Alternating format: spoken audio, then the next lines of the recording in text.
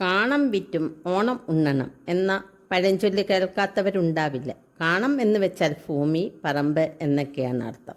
കൈവശമുള്ള ഭൂമി വിറ്റിട്ടായാലും ശരി, ഓണാഘോഷത്തിനൊരു കുറവും വരുത്തരുത് എന്ന് ചുരുക്കം.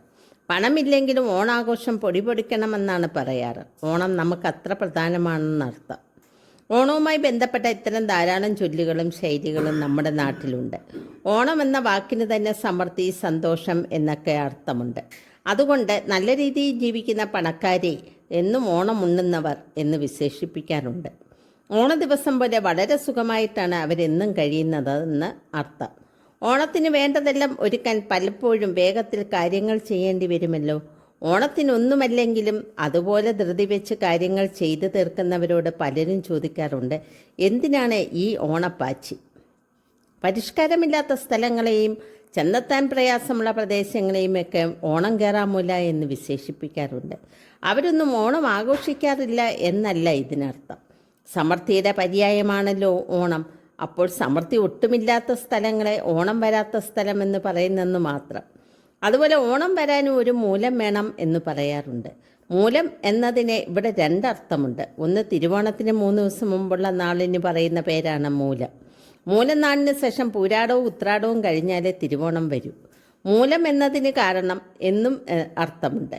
ഒരാൾ നല്ല കാര്യങ്ങൾ വരണമെങ്കിൽ അതിനെന്തെങ്കിലും കാരണങ്ങൾ ഉണ്ടാവണം എന്നർത്ഥം. നല്ല നിലയിൽ കഴിഞ്ഞിരുന്നവർക്കും കഷ്ടപ്പാട് വന്നാൽ അത് വിശദമാക്കാനും ഓണച്ചൊല്ലുണ്ട്. ഓണമുണ്ട വയറേ ചൂളം പാടിക്കിട എന്ന പഴയ നല്ല കാലമൊക്കെ ഓർത്ത് വെറുതെ കിടന്നു ഇപ്പോഴത്തെ കഷ്ടപ്പാട് തീർക്കാൻ ഒരു വഴിയുമില്ല എന്നർത്ഥം.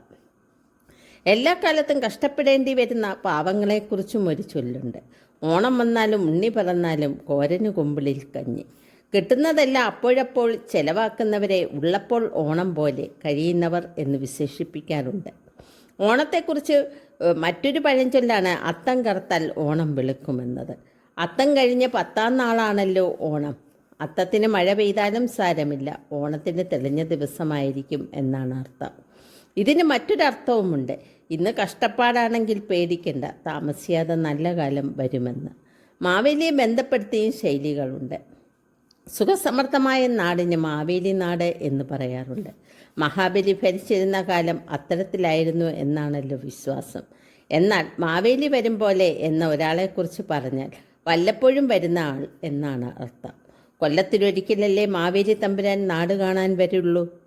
ഈ വീഡിയോ ഇഷ്ടപ്പെട്ടെങ്കിൽ ഷെയറും ലൈക്കും ചെയ്യുമല്ലോ.